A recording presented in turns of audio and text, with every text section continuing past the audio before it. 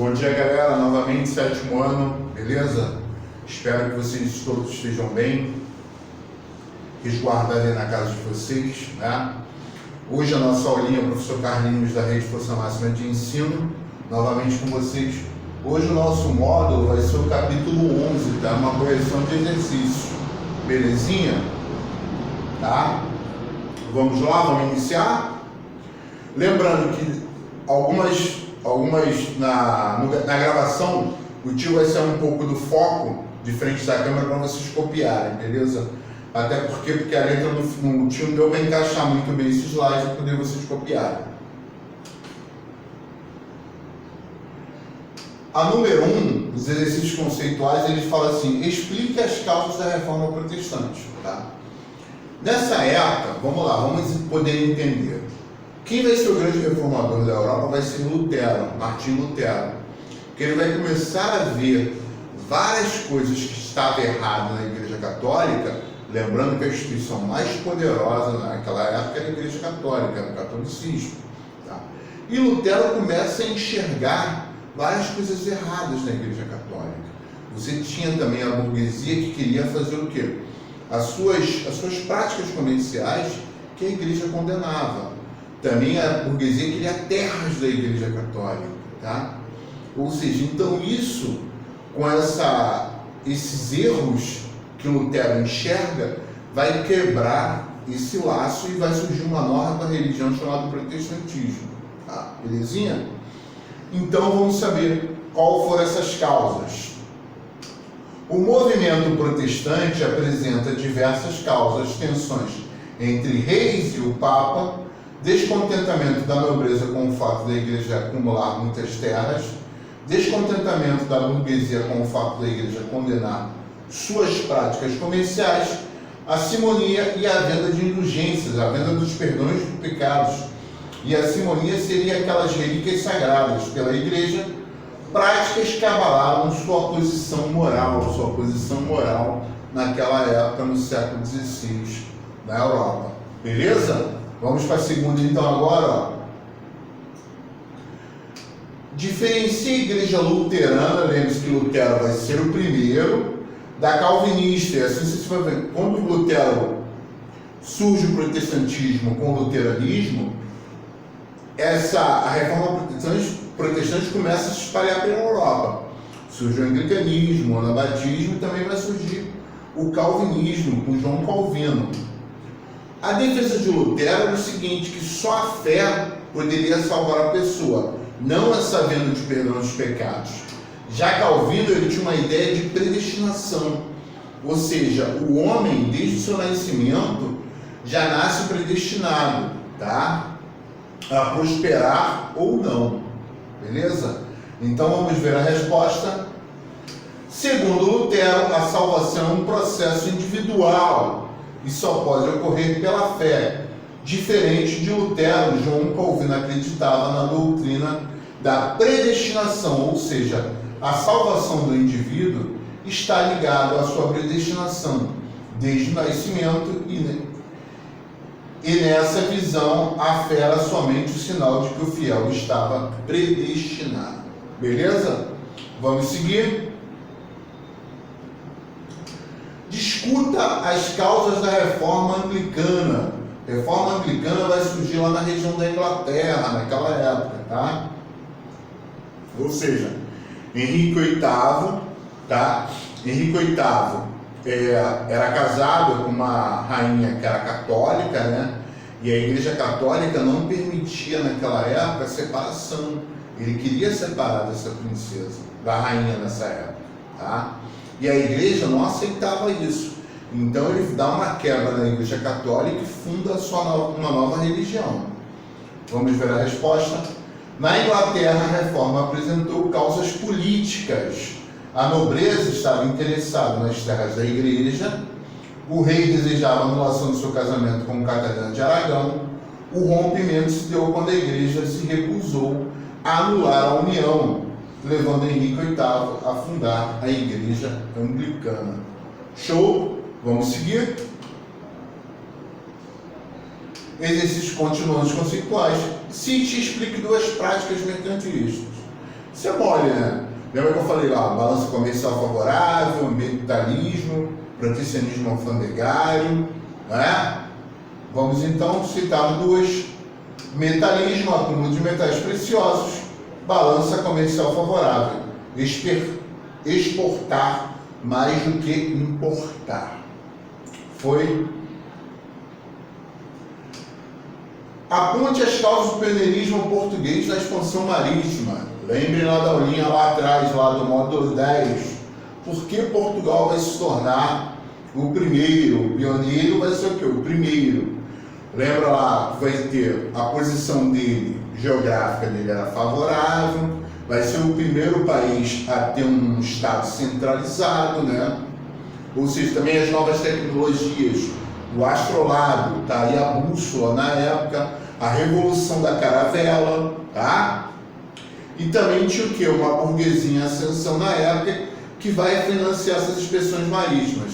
E ao mesmo tempo, ou seja, a tomada, quando Portugal toma aquela região do Celta ali na África, ou seja, ali vai ser o início da expansão marítima. Vamos ver a resposta. Portugal foi o pioneiro na expansão marítima, pois já possuía um estado centralizado, localização geográfica favorável, saída para o Oceano Atlântico e conhecimentos náuticos. Foi. Vamos agora para os descontextualizados. Sobre a formação dos sistemas coloniais, podemos afirmar que o quê? Aí ele fala assim: o comércio de produtos orientais era legalmente difundido na Europa, batendo os artigos importados. A nobreza detinha o comércio das especiarias por meio de monopólios comerciais. A D, os sistemas coloniais portugueses, espanhóis, ingleses e holandeses tiveram o mesmo objetivo inicial da ocupação com o povoamento interno. Nada a ver, né? Olha aqui a resposta, aqui, ó, a letra C, a colonização dos séculos XVI e XVII estava ligada à expansão comercial marítima, à política mercantilista e ao fortalecimento das monarquias absolutistas. Lembrem que o tio falou que o mercantilismo vai ser o pilar de sustentação, tá, da monarquia, do absolutismo monárquico. Então, resposta, letra C. Belezinha? Vamos seguir. A 8. Acerca da expansão marítima comercial implementada pelo reino português, podemos afirmar que a conquista da Baía de Albinha, letra B, nada a ver, né? A instalação da feitoria de São Paulo, o domínio português de Epílio Sidão, consequente monopólio das especiarias do Oriente. Portugal não tinha monopólio das especiarias do Oriente. A expansão da lavoura açucareira, açúcar. O açúcar só começa mais ou menos na metade ali do século XVI, né? Não no início. Então, letra A, a conquista do Celta marcou o início da expansão, ao possibilitar a acumulação de riquezas para a manutenção do empreendimento. Beleza? Vamos seguir. A 9. No processo de expansão mercantil europeu dos séculos XV e XVI, Portugal teve importante papel, chegando a exercer durante algum tempo supremacia comercial na Europa. Todavia, em meio da aparente prosperidade, a nação empobrecida podiam os empreendimentos da coroa ser de vantagem para alguns particulares. Aí ele faz uma pergunta. Ao analisarmos o processo de expansão mercantil de Portugal, concluímos que o quê? O que seria aqui? A falta de unidade política territorial de Portugal? Não, Portugal já era um Estado centralizado. A liberdade comercial praticada pelo Estado português no século XVI, o empreendimento marítimo português.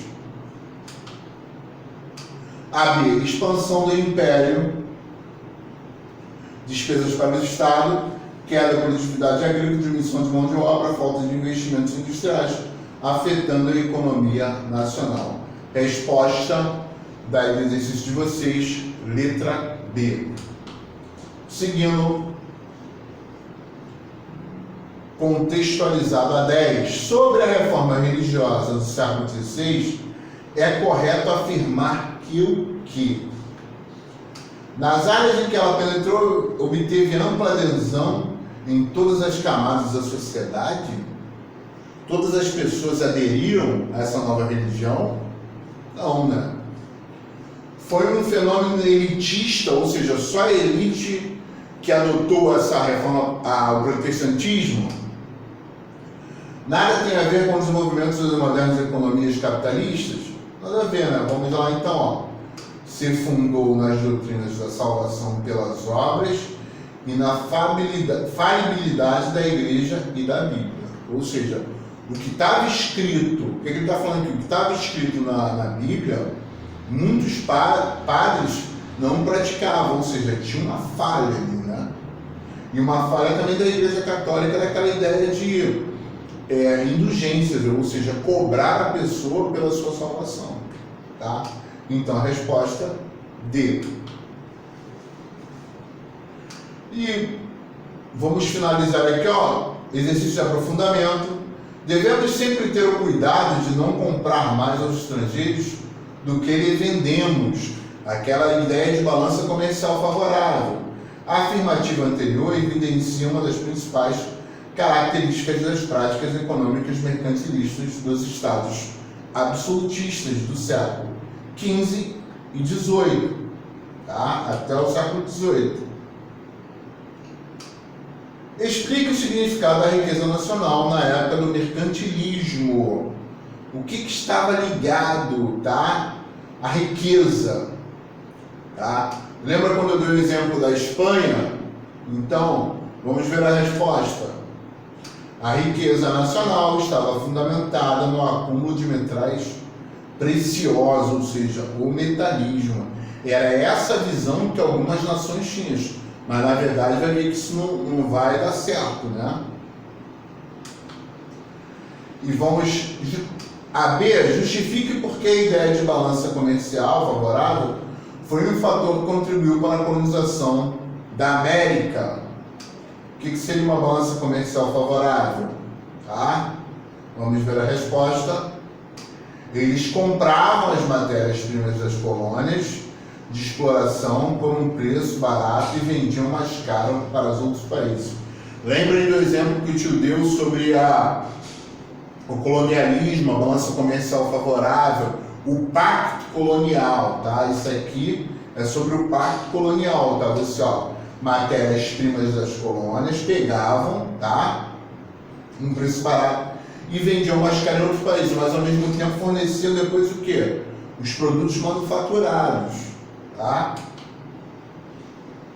E para finalizar, 12. Antes do luteranismo e o calvinismo romperam com a unidade do cristianismo no Ocidente no século XVI. Houve na Baixa Idade Média movimentos heréticos importantes como os catarros, dos husitas, que a Igreja Católica conseguiu reprimir e controlar.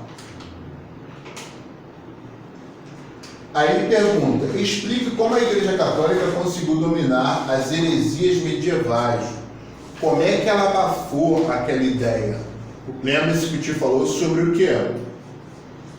A Companhia de Jesus, não foi? A Inquisição, não é? Verdade? A contra-reforma da Igreja Católica. Então vamos ver a resposta. No combate das heresias medievais, a Igreja utilizou-se da Inquisição, tá? Das cruzadas e do rígido controle ideológico, ou seja, ideologia, tá? As pessoas que iam contra os dogmas da Igreja Católica eram punidas como hereges, tá? E a B, então, porque o luteranismo e o calvinismo tiveram êxito, tá? Vamos ver a resposta. Ambas as doutrinas religiosas tiveram êxito por conta da perda da influência da Igreja Católica, além da ascensão da burguesia. Ou seja, você tem uma nova religião surgindo, tá? Você tem uma burguesia que quer fazer as suas práticas comerciais e que a igreja condenava. Então, essa burguesia logo vai adotar o que? Peraí, essa religião aqui, eu posso fazer o que eu quiser, eu posso praticar as minhas economias, eu posso praticar o quê? A minha venda, tá? Ou seja, então, esses burgueses vão adotar o protestantismo. Terminou, espero que tenham gostado da aula, tá? Vocês depois, quando assistirem essa aula, peguem a apostila de vocês lá direitinho e vai marcando e vai respondendo. Dá um pause lá no vídeo, tá? E vai copiando a resposta. Fica com Deus, até a próxima.